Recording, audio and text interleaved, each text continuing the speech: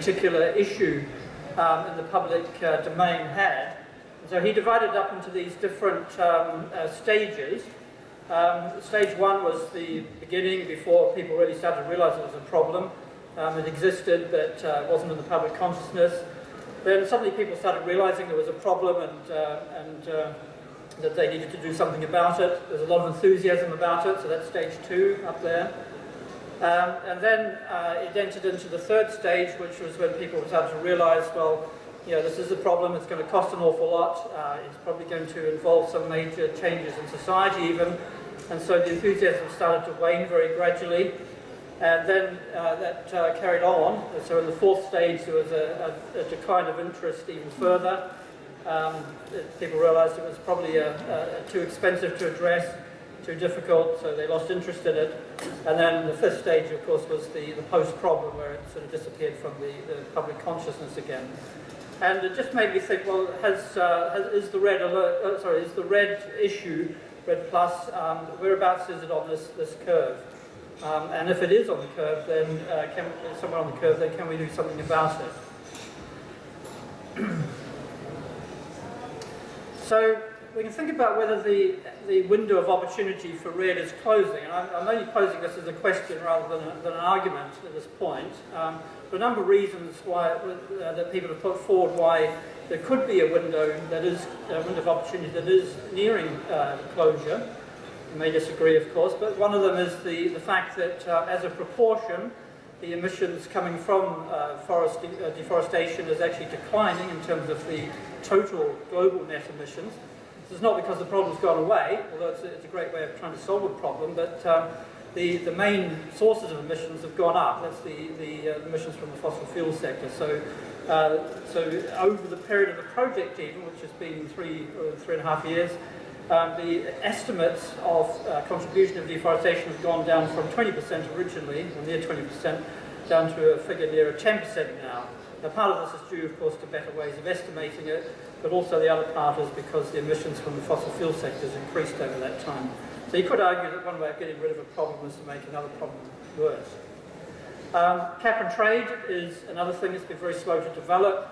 It's starting to take off a little bit now, but there has been no demand for credits, very little demand. The price of carbon has been very, very low up until now, so that's caused a problem, I think, for REDD. And also, people are starting to realise that it's the whole REDD approach is very much a hostage to the fluctuations and the vagaries of other things going on in international processes. So, for example, commodity prices such as food and so on. And also people starting to realise the costs of it all, the transaction costs, which weren't originally taken into account very much. In some cases, it's the use of overseas development assistance funds being switched, and so that's taking it away from other areas of development. In some cases, it's seen as unfair, as just allowing Western countries to carry on emitting at the expense of developing countries. And I think probably the one thing that people are really starting to realise is that the whole approach is quite complicated. This recent report that came out from the Forest Carbon Partnership Facility, as some of you would have seen, one of the comments in the summary of that was that REDD is far much more expensive and complex and protracted than was anticipated at the time of the FCPF's launch. So no doubt that it is quite a complicated scheme. So to try and make sense of all that, most of you will be familiar with the forest transition curve, which is a kind of an empirical curve that a lot of countries undergoing deforestation historically have tended to follow. Very much an empirical curve. It's kind of an environmental Kuznets curve for those economists of you here. And so one of the things we've tried to do in the project and elsewhere have been to try and understand some of the underlying drivers and reasons for this particular curve. And particularly at the end there, which some countries are starting to reforest, and trying to understand the reasons behind that is quite important if we're trying to increase the amount of carbon in the landscape. But the key thing, I won't go into all the details of this because you can probably read the reports from the project, but one of the key things is that agriculture, both subsistence and commercial, is responsible for about 80% of the total deforestation occurring today, something like that. So agriculture is a big driver of it all. And that's not going to go away. If you look at this diagram, this graph from a study that came out last year, and Tillman's group calculated the protein and carbohydrate demand for the future, extrapolating out to 2050, and they found that with the change in lifestyles and rising incomes, that far from it being a 70% increase in food production required, it's near 100%, in some cases even more than that. So the food issue is not going to go away, and that has to be taken into account, I think, when we're considering the drivers of deforestation too. So one of my colleagues, Eric Lambert, in fact two of them, and Patrick Mayfroit at the University of Belgium have been involved in this project right from the start, have looked at some of the factors, whether it's possible to increase food production at the same time as increasing forests. And they found a few countries that in fact have. Some of these are quite well known: Costa Rica, El Salvador, Bhutan, Vietnam. And they've come up with a number of reasons why they've been able to increase both food production and increase the forest cover in those countries. I won't go through them now because of the time, but essentially one of the key things coming out of this was that in fact some of that increase in forest cover was actually coming from exportation of deforestation abroad. So they increased their importation of both food and timber products, and around about half of the increase in forest cover could actually be attributed to just exporting deforestation elsewhere. So it's a complicated thing, and the next thing we tried to do was to understand more of the drive. Well, having understood the drivers, we then tried to understand what instruments could be used and deployed to address some of these drivers. And one of my colleagues in the project, Joita Gupta from the University of Amsterdam, Free University of Amsterdam, catalogued a number of instruments that could be used against various drivers. And this is all being summarised in a book that is just literally published last week. Unfortunately, we don't have any copies from the publishers yet, but there is a flyer at the back of the room, so if you're interested in purchasing this book at a 20% reduced price, then take one of those flyers home. But essentially, she tried to catalogue the instruments involved and to match these with particular drivers that we'd identified. So moving now from the kind of the global level, we then started to look in more detail at some of the dynamics going on at the forest-agriculture interface, where people were deforesting for various reasons, generally to earn a livelihood.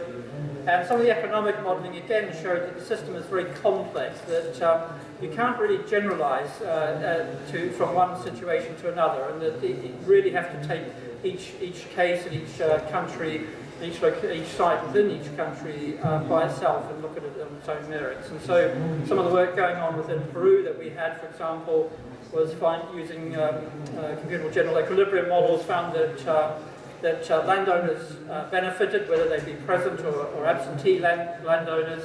But in fact, a lot of the people there within a region, within a village, or within the local community would actually disbenefit from REDD because of the way in which the increased returns from land due to REDD payments would force down wages and increase rents on land. So it's quite a complex situation. I know this has been done in other places before, but there are winners and losers in all of this. So those who own land can generally benefit, but even then not always, whereas those who don't have land, of course, can suffer.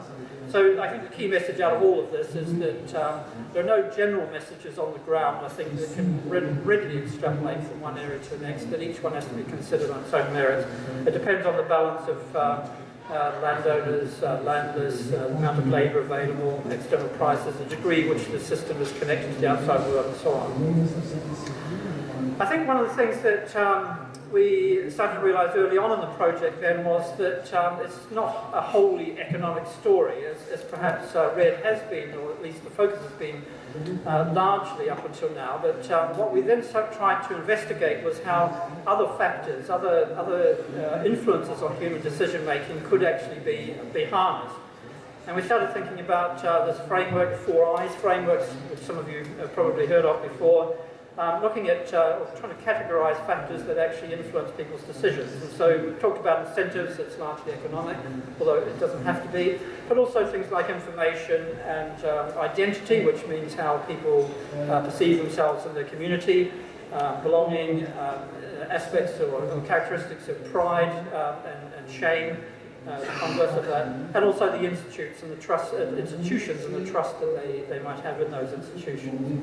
And one of my colleagues at C4, Harry Panomo, made an attempt at trying to develop a kind of an expression, I guess, if you like, for altruism, to look at things going beyond just pure economics and to try and calculate or estimate the degree to which people might make decisions based on other factors, and so he came up with this equation here.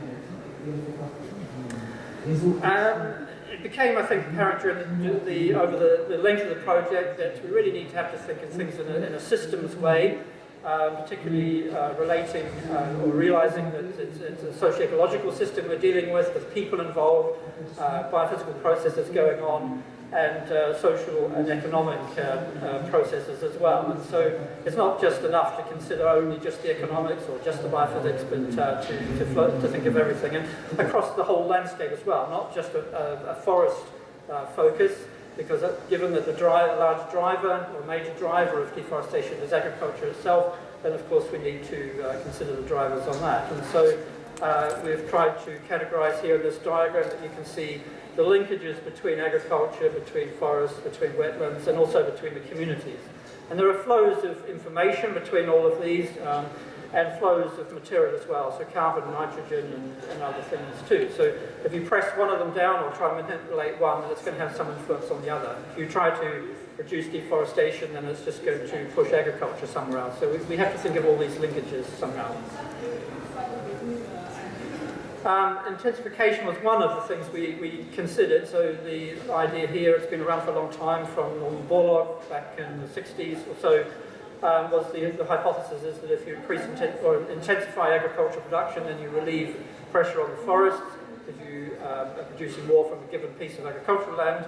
Unfortunately, it doesn't quite work like that. There's a lot of complexity involved, and essentially it hinges around whether the system is closed or open or linked to global markets.